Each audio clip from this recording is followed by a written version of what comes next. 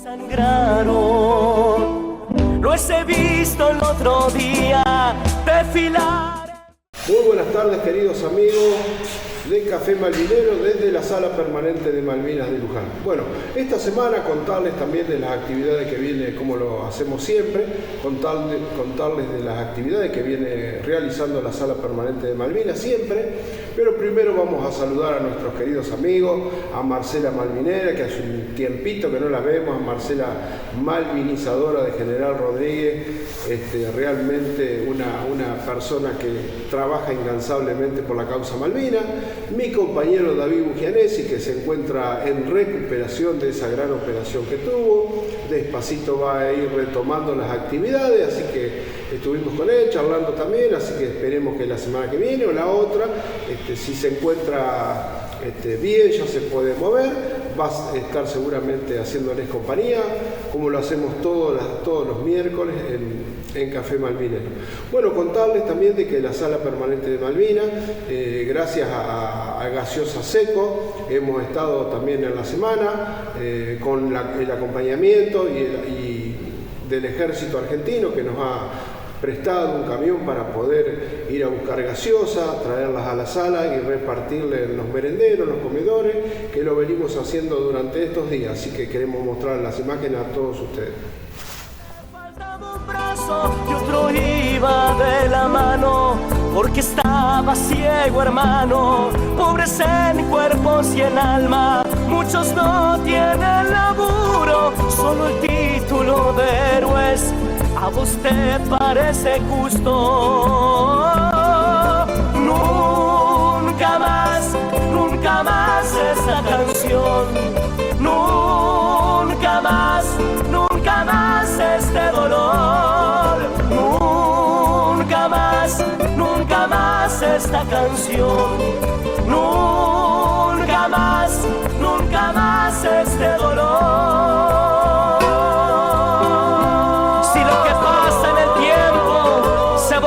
Con la palma de mi mano, yo frotaría las dos en cada corazón lastimado. Bueno, contarles también de que por el intermedio del señor senador provincial, Alex Campbell, también Rita Salaberry y mucha gente que hace por nuestra querida patria y por nuestra querida provincia muchísimas cosas, también tuvieron en cuenta el honorable Congreso Provincial y la legislatura también de declarar a la Sala Permanente de Malvinas de Luján única institución que malviniza a todo el país, así que en esta semana pudimos ir a Buenos Aires a retirar toda la declaración que hoy se encuentra en nuestra Sala Permanente, para realmente que todos aquellos que visiten la sala la puedan ver. Así que estuvimos con el senador provincial Alex Campbell, que nos hizo entrega de la declaración. Que sangraron, los he visto el otro día desfilar en fecha patria, los que fueron a Malvinas, los que han puesto fuerza y garra. Uno iba a pata y palo, al otro le faltaba un brazo y otro iba de la mano, porque estaba ciego. Bueno, también mostrarles a todos ustedes, tenemos amigos en Malvinas que nos mandan todos los días imágenes, fotos, videitos de cómo está el día de hoy, por ejemplo, y estuvimos recibiendo imágenes, videos también, y queremos mostrárselas a todos ustedes cómo estaban en estos días, muy poquitos días atrás, nuestras Islas Malvinas, que realmente unas imágenes imperdibles para verlas.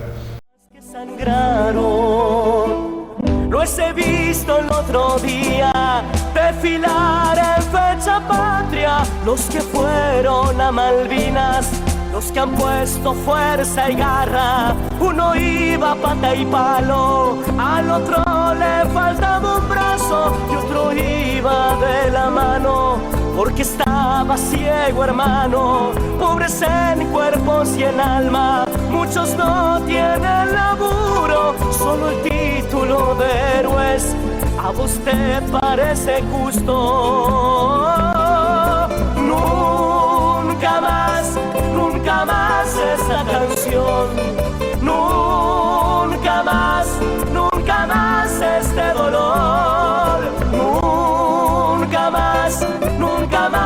esta canción. A ver ahora, Malvinas 1 por día. Las noticias de los ataques a Puerto Argentino y Pradera del Ganso llegan al continente y la Fuerza Aérea tiene su bautismo de fuego. A lo largo del día serán enviadas un total de 68 aeronaves.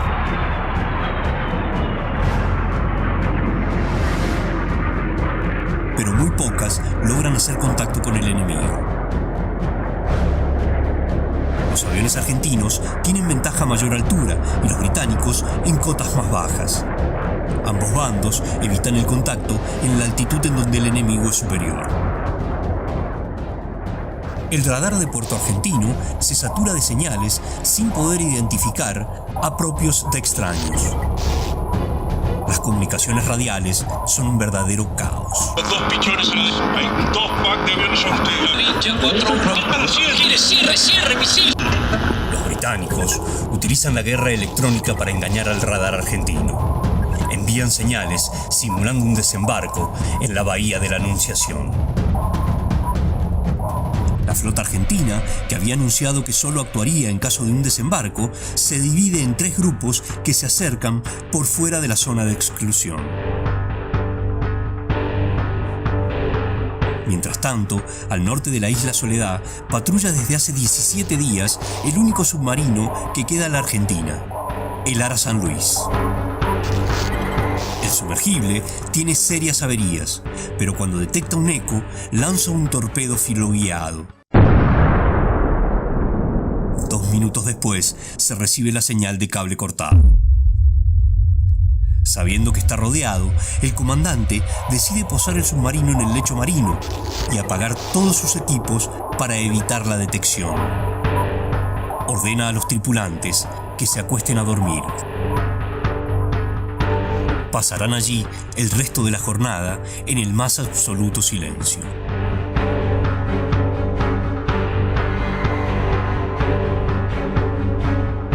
En Puerto Argentino, los buques de transporte reciben la orden de abandonar la bahía y ocultarse en el sur de las islas. Al hacerlo, quedan sin protección antiaérea.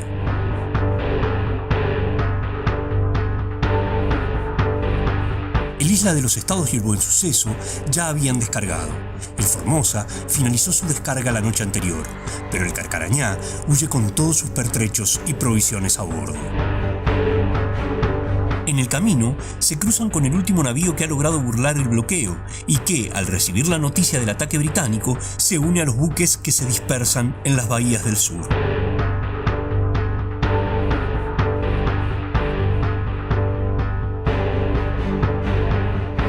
Numerosas misiones aéreas continúan llegando desde el continente, pero debido a las diferencias de ventajas en altura y a los escasos minutos que tienen para sobrevolar las islas, ninguna hace contacto. Incluso los turbomentor de Isla Borbón despegan, pero afortunadamente no son interceptados. El enfrentamiento entre aviones a hélice y jets de última generación sería catastrófico. Entrada la tarde, continúan llegando misiones desde el continente. Esta vez, sobre la Isla Borbón, 2 Mirage reducen la altitud y hacen contacto con 2 Sea Harriers.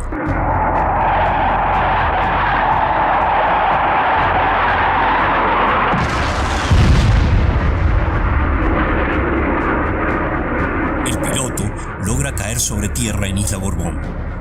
Será rescatado por sus ocupantes que han observado el combate.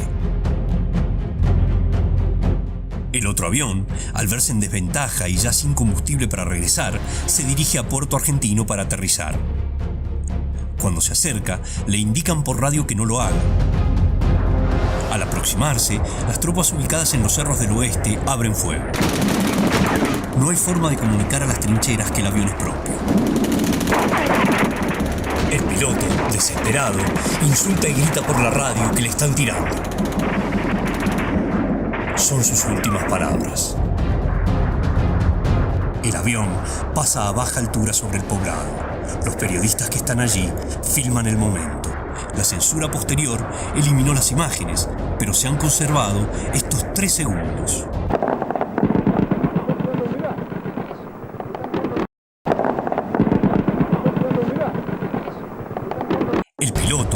posiblemente muerto dentro de la cabina, no se eyecta. Cuando pasa cerca del aeropuerto, las antiaéreas lo rematan.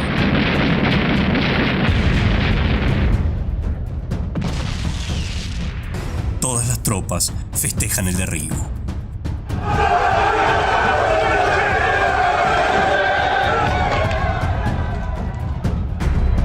Mientras tanto, un destructor y 2 fragatas se posicionan al sureste y comienzan un arduo cañoneo naval sobre el aeropuerto.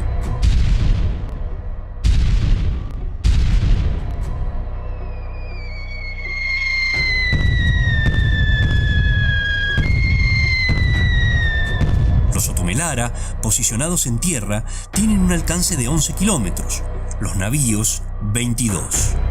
Descubrir esta importante ventaja será una de las principales conclusiones del día para la flota británica.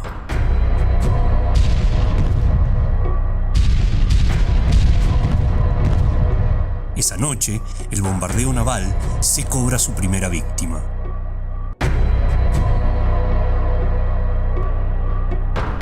Las presunciones de un desembarco en Bahía de la Anunciación no pueden ser confirmadas. Los aviones que hasta allí llegan no encuentran nada.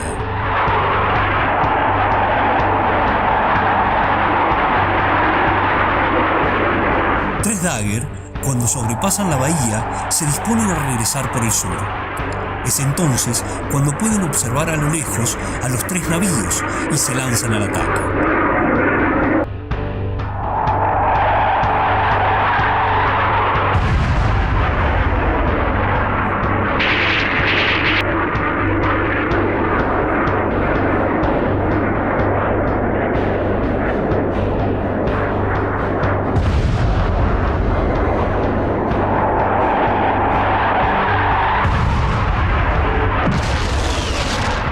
Ninguna de las bombas impacta directamente, pero la cercanía de las explosiones provoca daños bajo la línea de flotación de uno de los barcos, el destructor Glamorgan. Permanecerá un tiempo en reparaciones. Mientras tanto, un solitario Dagger ingresa al cielo de las islas luego de que su compañero no consiguiera despegar.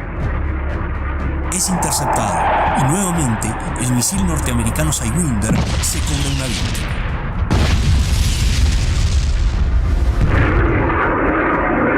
El piloto no alcanza a eyectarse. Cuando anochece, llegan otros 3 aviones configurados para atacar buques. La visibilidad es muy escasa. Cuando se aproximan por el sur, observan un navío de gran porte y sin dudarlo lo atacan.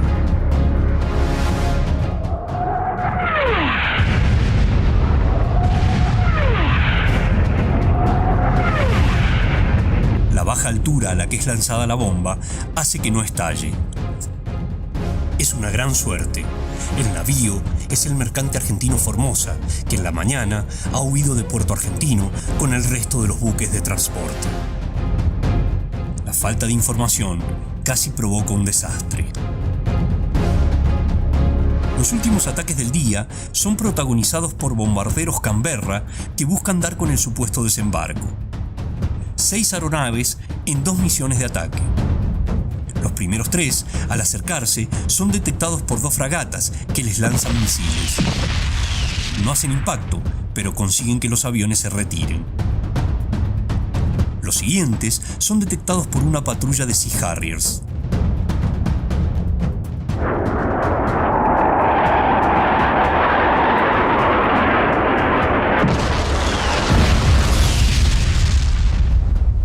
Uno de los aviones es derribado.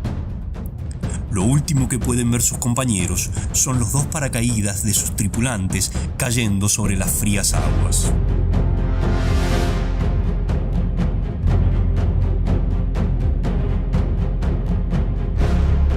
El primer día de la inesperada guerra finaliza. Las noticias de los primeros combates llegarán distorsionadas a los medios de comunicación de Argentina y el mundo. Sangraron, los he visto el otro día desfilar. Bueno, ustedes habrán escuchado o escuchan permanentemente que hay veteranos que no son reconocidos, que se llaman movilizados, convocados. Son muchachos, en ese entonces soldados, que fueron convocados pero que no llegaron a Malvinas. Estuvieron acá en el territorio. Y bueno, hay una entrevista de un programa de radio donde queremos que ustedes vean una entrevista muy rica para que ustedes la puedan escuchar y la puedan ver. Estos veteranos de guerra que quieren ser reconocidos, y vamos a escuchar esa entrevista que tuvieron estos dos veteranos. Se la vamos a pasar en dos partes. En este programa vamos a pasar la mitad de la entrevista y en la semana que viene vamos a compartir con ustedes la otra parte, porque dura 1 hora la entrevista, entonces no queremos ocupar todo el tiempo en esa entrevista, pero escúchenla porque es muy buena para escucharla y para verla. Hola, ¿cómo estás, Daniel? ¿Cómo estás, camarada? Muchas gracias por esta invitación, esta oportunidad. Interesante, y felicitarte por esa trayectoria, por todo lo que has desarrollado, tu experiencia, que es una experiencia que seguramente debería ser recogida por muchos centros de veteranos de guerra del país, porque habla de esa cuestión tan importante y tan vital que es la información, sobre todo en época de guerra y en una situación muy compleja de la República Argentina, porque estábamos en un gobierno de facto, una dictadura militar, pero no solamente que era una realidad de la República Argentina, sino de prácticamente toda Hispanoamérica estaba en esa situación, ¿no? Con estas cuestiones latentes de lo que significaban estos, digamos, estos episodios ya finales de algunos de estos regímenes que estaban de alguna manera prácticamente afincados, ¿no? Después de tantos años en distintos países, como el caso de Chile, por ejemplo, ¿no? Paraguay, Uruguay. Bueno, toda esta cuestión hace también al entorno. Y la información así se vuelve vital, necesaria, sobre todo cuando está comprometida también por lo que se entendió en muchos aspectos, lo que fue la censura. Y hay cuestiones que hacen a la guerra que más allá de alguna censura impuesta, también tiene que ver con cuestiones tácticas del desarrollo del combate. No se pueden dar ciertas informaciones porque también es una manera de llegar al enemigo y te puede jugar, digamos, en un proceso en contra para las acciones que van a tomar. Entonces, yo me imagino que habrá sido muy difícil, y después, obviamente, ya con el diario del lunes empiezan los cuestionamientos de por qué se dijo esto, por qué no se dijo lo otro, pero hay que estar en ese momento y analizarlo desde ese lugar. Respecto a lo que mencionabas vos, del camarada Nicolai Casanseu, yo entiendo de que su vivencia marca quizás un hecho muy distinto de lo que significó a todos aquellos que estuvieron como civiles afectados directamente in situ en el epicentro de la guerra con tareas específicas en lo que fue Puerto Argentino, porque él en un momento determinado, y así está expuesto en su propia descripción que hizo a través de escritos y en distintos videos, una acción de combate que él llevó adelante a cabo, está el video inclusive de la época, donde él acciona y dispara uno de los cañones 105 hacia zona donde estaba ubicado el enemigo, y eso automáticamente lo saca de ese contexto de un acreditado de prensa, y aquel que lo filma registra eso, y pasa a ser una especie de milicia activa combatiente al haber hecho ese tipo de acción. En este caso, cabría preguntarte, ¿no?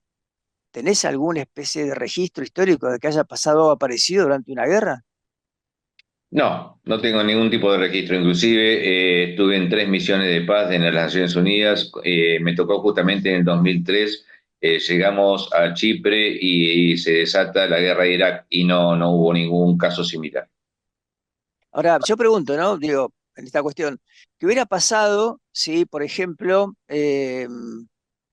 Zinedine o el mayor Jaime, donde estaba yo en el Dos Hermanas, hubiese habido un civil cerca, le hubiese dado un fusil sin instrucción, sin nada, le hubiese dicho, bueno, apunte y tire para ese lado? ¿No hay un código de justicia militar, no hay un ordenamiento en la reglamentación en el régimen militar argentino que diría, no, eso no se puede hacer y debe ser automáticamente sancionado el oficial?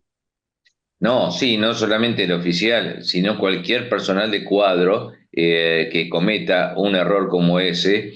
Por ejemplo, a mí me tocó cuando la revista Gente decía estábamos ganando, que era una acción psicológica, decirle a los periodistas que no estaban en las islas, que estaban en el continente, cuando yo ya volví el 13 de mayo, no podía ocultar, yo soy muy nacionalista, muy patriota, y no podía ocultarle la verdad a mis colegas y les conté la verdad. Eso me llevó a un consejo de guerra bajo justicia militar, del cual no voy a dar pormenores del mal momento que pasé y las amenazas de muerte que recibí de parte de determinados militares. Pero efectivamente existe la justicia militar en ese momento y podía haber sido inclusive considerado alta traición a la patria con fusilamiento.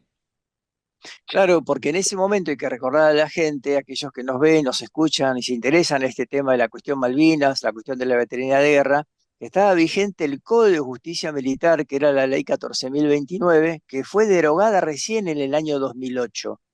Cuando un código de militar, de justicia militar está activo, las penalidades en época de guerra se agravan, no solamente para el soldado conscripto, también para el personal militar de carrera, ya sea suboficial u oficiales. Entonces, hay cuestiones que hacen a historias que han pasado dentro de lo que significó ese epicentro de la guerra y también en los lugares que se fue replicando, porque a eso tengo que hablar de todo el país, en la participación, donde ese código regía con absoluta plenitud. Es decir, que si el soldado conscripto que tenía obediencia ciega, no obediencia debida, cometía una falta, y en ese momento se establecía algún tipo de tribunal en campaña, y por ejemplo una deserción en los puestos fronterizos. Imagínate frontera con Chile, los que están ahí abandonan la guardia y se van porque tienen frío, o porque alguien les da una orden de que se tienen que ir, un suboficial.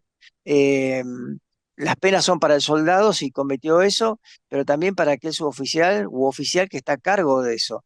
Y en ese sentido, como bien decís vos, la pena máxima puede haber sido justamente la pena de muerte. Recordemos que lo que fue la contienda bélica durante abril del 82 al 15 de junio del 82, en ese momento había una dictadura militar y no había sido, a pesar de no haber sido una guerra declarada, o sea, es una guerra no declarada, pero sí amparada bajo lo que es también ese régimen de código supraconstitucional que es la Convención de Ginebra, eh, regía plenamente lo que era una dictadura y podían haber tomado determinaciones que después se hubiesen llevado a otro análisis, pero no se ejecutó ningún órdenes de pena máxima en la República Argentina, en ninguna parte de lo que es el área bicontinental, por poner un marco general del momento. Lo que sí se establecieron fueron penalidades, como calabozos de campaña, y cuestiones que hacen a esto que se ha denunciado hace unos años por parte de ciertos grupos de veteranos, que son lo que sabemos que llamaban abusos y torturas, y cuestiones que ya van entrando también en otro terreno de una cuestión que tiene que ver más con lo ideológico que con la situación en sí que vivieron en algunos sectores, soldados conscriptos y personal militar de cuadro. Pero creo que esa es la cuestión, ¿no? Habiendo un Código de Justicia Militar y un ordenamiento para todo esto, y establece funciones y misiones también, tanto para los sanitaristas, para el personal castrense militar religioso, para todo lo que significan aquellos convocados para ciertas tareas, como bien lo estás refiriendo vos, los acreditados de prensa y aquellos que son corresponsales de guerra, y en el caso de Eduardo Retondo no soy quien para decirlo, pero por lo que he leído y por lo que sé y por todo su trabajo que ha hecho, en ese doble rol que tenía, doble rol digo porque era corresponsal de guerra, pero a su vez fue quien registra con fotografías lo que fue pasando en Malvinas durante la guerra. Y hasta el último día, porque Rotondo se queda y testimonia con imágenes el momento donde se va a hacer el pacto del cese al fuego. Primero era la rendición, después se modificó por el cese al fuego. Él fue Sí, la rendición llega en los que... 90 en realidad. La rendición llega en los 90 con el famoso Pacto de Madrid, Claro, ¿no? Donde empiezan claro. las negociaciones amistosas, por decirlo de alguna manera. Y a Rotondo inclusive lo confundían con un periodista Kelper, por eso es que lo dejan acercarse y tomar esa imagen, que es donde va el comandante justamente inglés a hacer la firma de la rendición al general Menéndez. Sino, cosa que después, al enterarse que él era argentino y que era corresponsal de guerra, las fuerzas especiales británicas lo buscan para meterlo preso y él logra huir a través de un Hércules, que era el último vuelo que estaba saliendo con heridos, vestido con overol de la Fuerza Aérea, como si fuera personal de la Fuerza Aérea, y cargando heridos, que eso lo marcó a él hasta el último momento. Y es el único que testimonió con imágenes combates en primera línea. Tanto es así que recibe un disparo de un francotirador en la lente de su cámara, pensando que era un arma, por el brillo y el reflejo que la lente hacía. Cosa que Casanseu no lo vivió ni estuvo nunca cerca de primera línea de combate. Sí, yo entiendo que esa primera línea debía ser ya en el borde de lo que era entre Sapper Hills y el Tombledon, me imagino yo, porque es hasta donde más llegaron, más no pudieron avanzar, porque si no yo tendría que decirte que en el Dos Hermanas, en el London, en el Monte Ken y en distintos lugares, se tendrían que tener imágenes que no sean propias que nosotros fuimos tomando con alguna cámara que tenía algún camarada. Es decir, tenían ciertos límites hacia dónde llegar.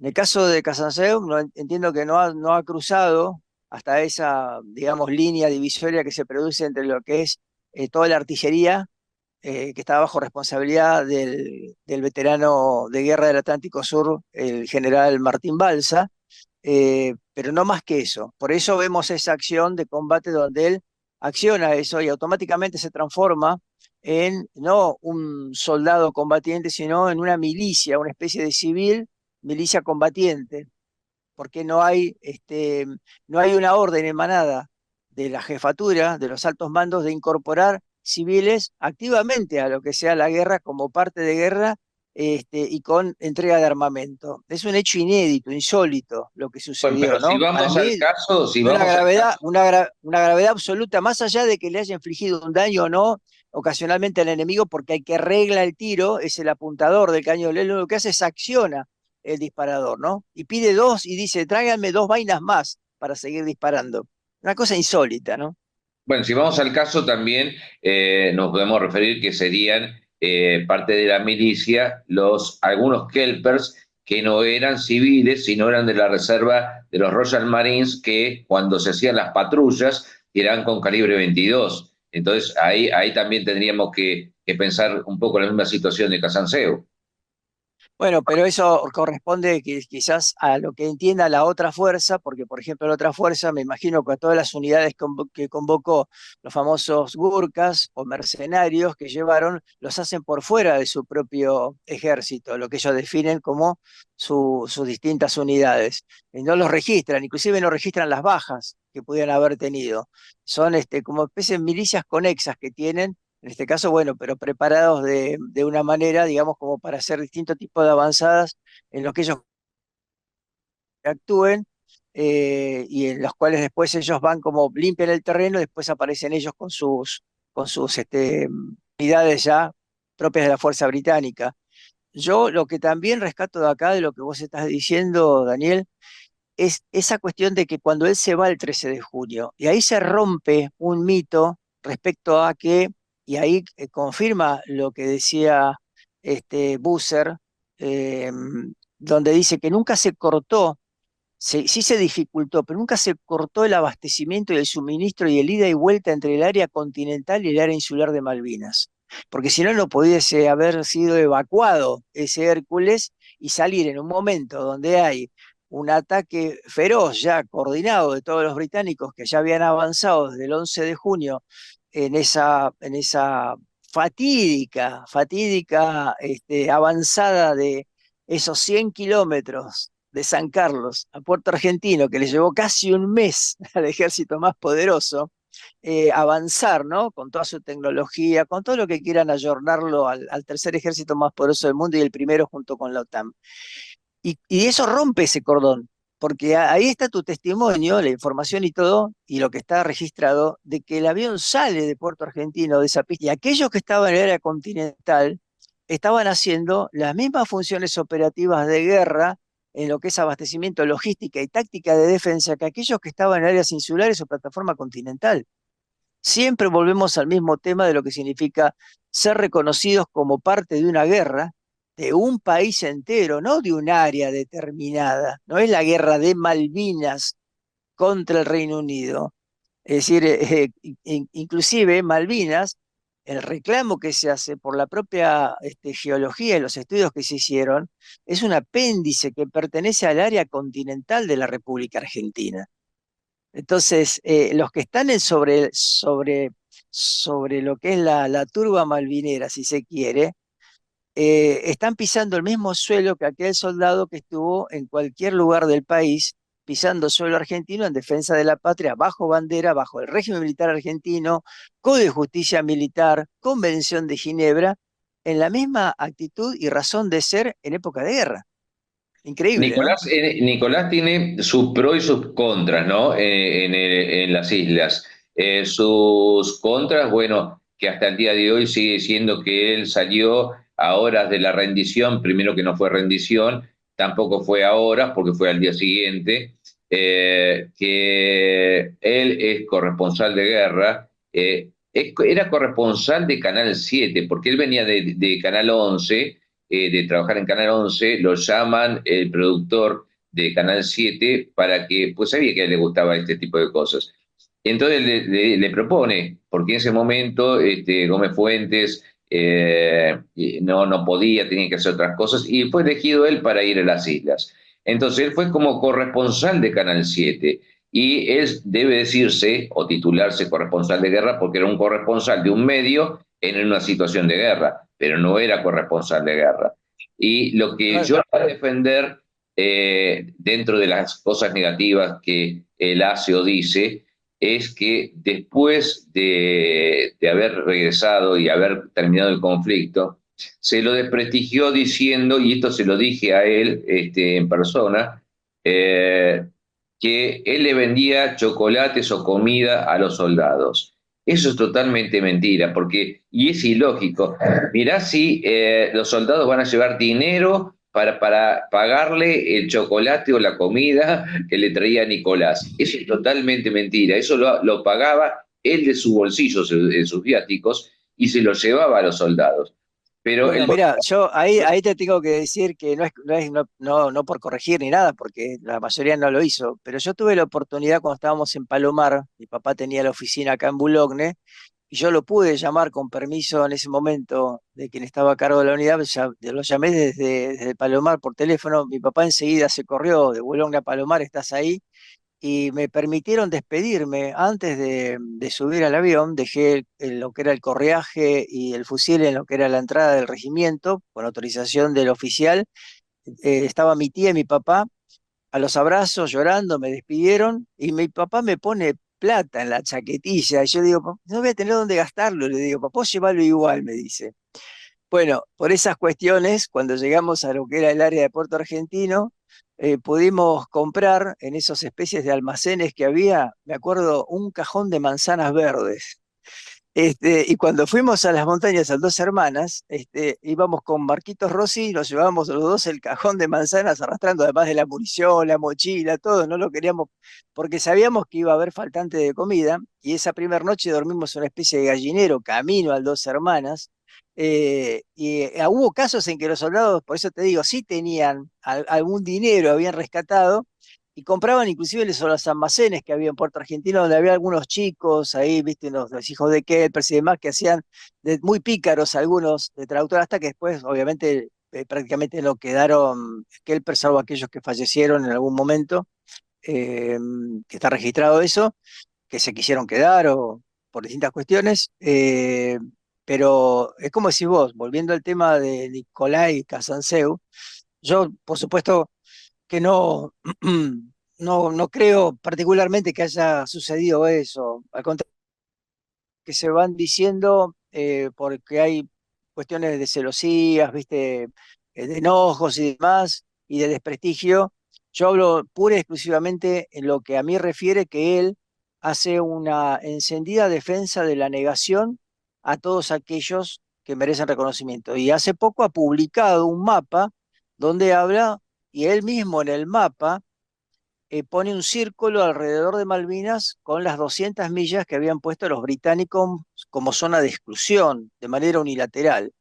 Eso me parece que para una persona que está en el Senado de la Nación con un cargo tan distinguido y honorífico, que no digo si se lo merece o no se lo merece, simplemente digo, debería ser responsable él de no hacer eso, porque le está dando a los kelpers lo que se llama esa especie de confirmación de que es un territorio de ellos y que esa zona de exclusión también existió por aceptación de los argentinos. Entonces, hay que ser muy cuidadoso con eso, porque él, por desprestigiar y negar a quienes, según él, son solamente veteranos de guerra los que pisaron Malvinas, lo que está haciendo es siendo parte de una gran injusticia y no está fundamentando el porqué. Yo no quiero que Casanseu hable del tema de la veteranía sin aportar fundamentos de por qué no. Discutamos entonces las leyes, Casanseu, discutamos el régimen militar argentino, discutamos tus acciones de combate. Yo jamás he dicho que él no es un veterano de guerra, automáticamente se transformó en eso, como han sido declarados veteranos de guerra los civiles, pero la condición de ellos es condición de no combatiente de los civiles. Un capellán es veterano de guerra, pero no es un combatiente, no ejerce la acción de eliminar, Sí, neutralizar al enemigo para el rol de herirlo, claro, combatiente. claro, pero y Casanseu sí lo ejerció, porque pasó del otro lado, porque haya producido un daño o no, eso lo sabrá casualmente el enemigo, el desarrollo de lo que fue ese día, ese ataque, en la bitácora que se va haciendo de lo que significa, porque todo se va anotando y registrando en el día a día, porque eso también después le sirve a cada fuerza para evaluar qué se hizo bien, qué se hizo mal, qué se hizo regularmente bien. Sí, los famosos Este, libros de guerra.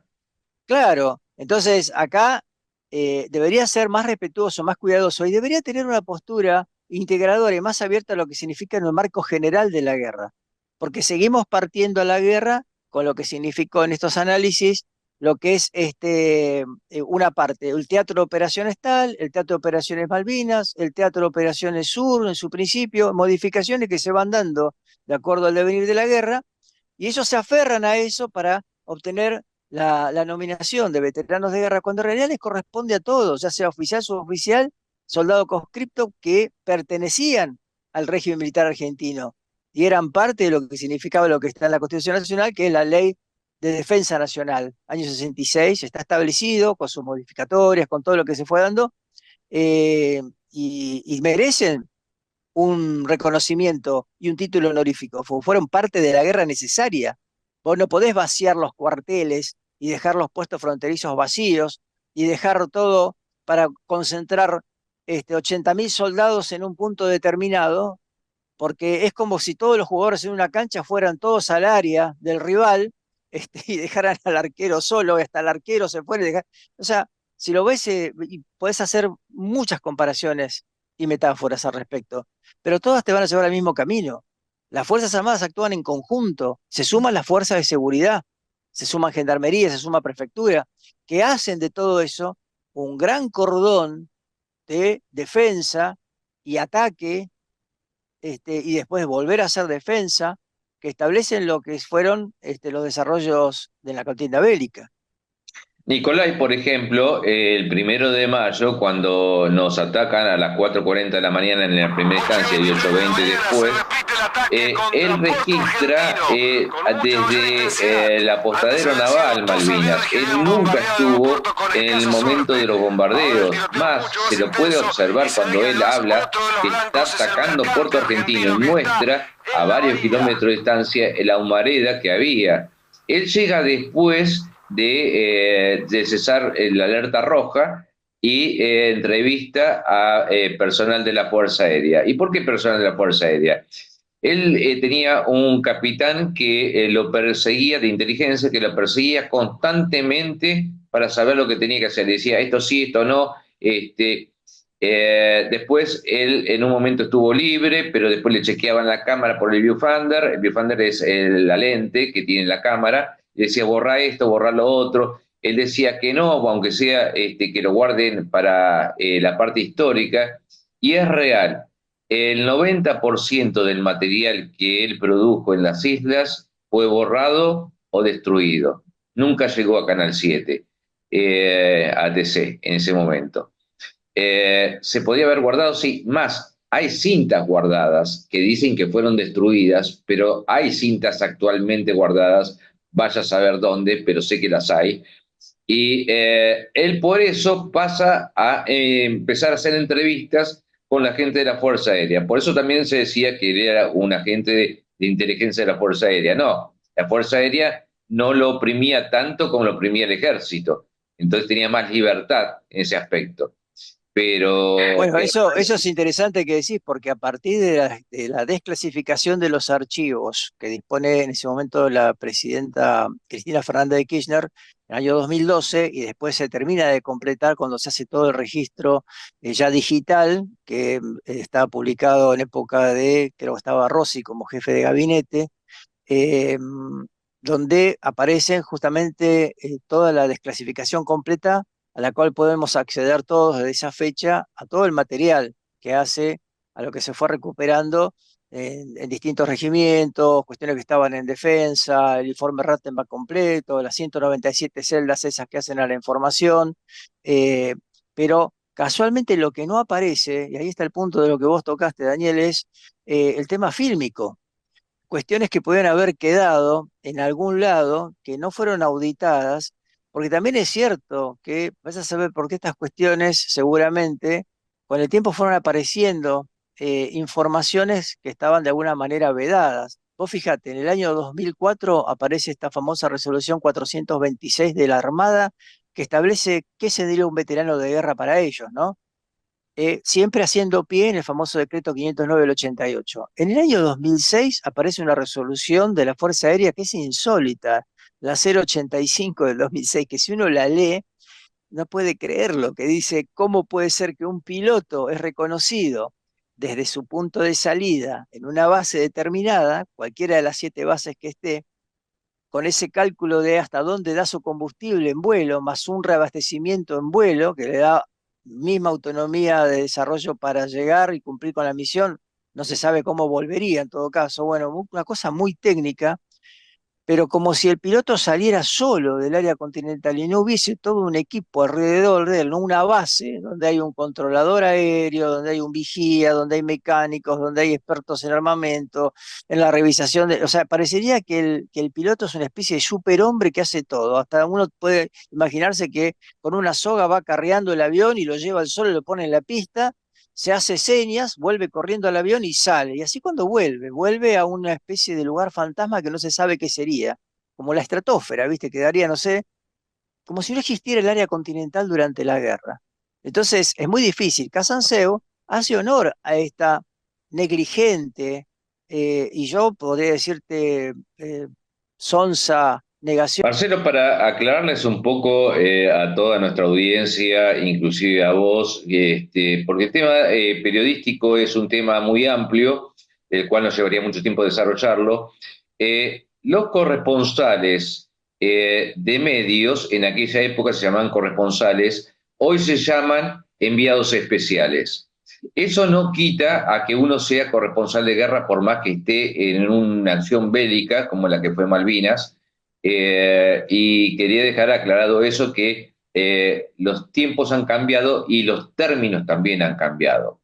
En el caso de Nicolás Casanseu, se puede decir muchas cosas, inclusive está mencionado en el informe Rattenbach, como que hay situaciones dudosas con respecto a las informaciones que él daba y que habían transcurrido supuestamente a un acto de espionaje contra la Argentina enviando material a través de la Embajada Norteamericana a Inglaterra. Eso no se ha podido comprobar hasta el día de hoy porque si no, indudablemente hubiera sido juzgado. Pero vamos a un tema que nos incumbe a todos, que es el tema que él como titular de la dirección de la Gesta de Malvinas del Senado de la Nación y que la vicepresidenta Villarroel le pide que malvinice, él niega a los 649 héroes de la Gesta de Malvinas, pero dice que son 632, pero en su oficina tiene un cartel que dice 649. Pero lo peor de todo esto es que él no acepta que se sigan reconociendo veteranos de guerra. Bueno, porque ha pasado de ser un cronista, un cronista es quien hace acopio de información, registra imágenes y va tomando un registro de todas esas vivencias. Es un no combatiente, es decir, no combate activamente, salvo el caso de él que sí se transformó en lo que habíamos hablado antes, y tiene una oportunidad, yo diría histórica, de dejar una huella en lo que él pudo comprobar, en lo que significa ser un soldado, estar presto a dar la vida por la patria. Él arriesgó su vida estando ahí, como la de los civiles que también estaban ahí, como vos lo hiciste también estando ahí. La diferencia es que vos tenías una pertenencia castrense, sabías lo que hacías y también entendías de que en una época tan convulsionada como refiere a estar bajo dictadura militar, había censura. Y la censura obedece a aquello que ellos entendieron en dictadura, era en resguardo de lo que ellos entendían salvaguardar a la nación. Entonces elegían qué tipo de información iba a llegar. No se podía hacer cualquier programa de televisión, no se podía cantar cualquier canción, ya sea de folclore o de rock, que explícitamente hiciera alusión a la situación política, social del país. El 30 de marzo del 82 fue la marcha con Ubaldín a la cabeza, pan, paz y trabajo. Los argentinos cantando Viva la Patria, no avalando la dictadura, pero sí haciendo en ese paréntesis lo que significaba esa cuestión del ser nacional tan arraigado con el tema de lo que significa Malvinas, que no es una cuestión netamente de la tierra, es una cuestión que tiene que ver con lo que es la defensa en la independencia, la soberanía, de los valores con los cuales fuimos inculcados, el amor a la patria, la bandera, los símbolos, el himno, a ese sacrificio que hicieron aquellos que lograron esa independencia, en esas batallas, en esas guerras civiles, soldados, próceres que tenemos, porque si no perdemos esa identidad de que nos oponemos a que los pueblos sean dominados, sean suprimidos, sean explotados. Nosotros somos un país que fue liberando a otros países. Ese es el compromiso. No es que fue haciendo de cada país liberado una conquista propia y anexado a su propio territorio. Bueno, este día 11 de agosto se realiza la misa por los familiares y caídos de la Gesta de Malvinas, gracias a Marcela, a la Fede Centurión, que realmente siempre nos pasan las informaciones de todo el trabajo que ellos vienen realizando, la Fede Centurión, junto a Marcela y todo su equipo, eternamente agradecidos por la información que nos pasan para poder nosotros también difundir y invitar a todas aquellas personas que se puedan acercar este domingo a la misa que se va a realizar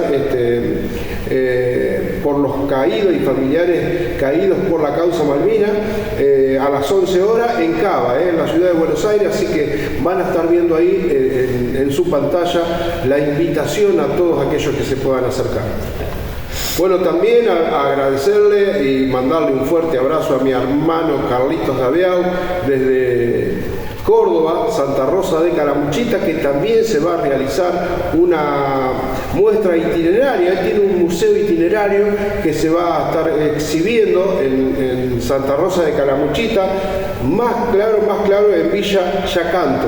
En Villa Yacanto este domingo, todos los veteranos que se puedan acercar de Córdoba y estén con Carlos Daviau ahí, en esa muestra itineraria que él realiza, así que están todos invitados. Este domingo 11 en Villa Yacanto, Córdoba, también están invitados, queridos amigos. Contarles también, no se olviden, la sala permanente de Malvinas, tenemos actividad durante todos estos días, pero no se olviden que el día 20 de agosto, a partir de las 9:30 horas, se va a hacer haciendo extracción sanguínea desde Sanidad Militar, así que todo aquel que se quiera acercar, el día 20 de agosto a partir de las 9:30 horas, Sanidad Militar se va a encontrar acá en la calle Kennedy 86, en el Sindicato Cervecero. Y bueno, agradecerle también al Sindicato Cervecero, a la agrupación Saúl Ubaldini, por todo el trabajo, el esfuerzo que hacen por acompañarnos y tenernos presentes y ser parte nosotros, la sala permanente también del Sindicato Cervecero. Así que acá prestamos el servicio de malvinizar todos los días. Desde acá le mandamos un abrazo muy grande a todos nuestros queridos compañeros cerveceros y al señor secretario general Oscar Lescano. Gracias por tanto esfuerzo y trabajo. No se olviden entonces el 20 de agosto, extracción sanguínea en la sala permanente de Malvinas, en Kennedy 86. Los he visto el otro día desfilar.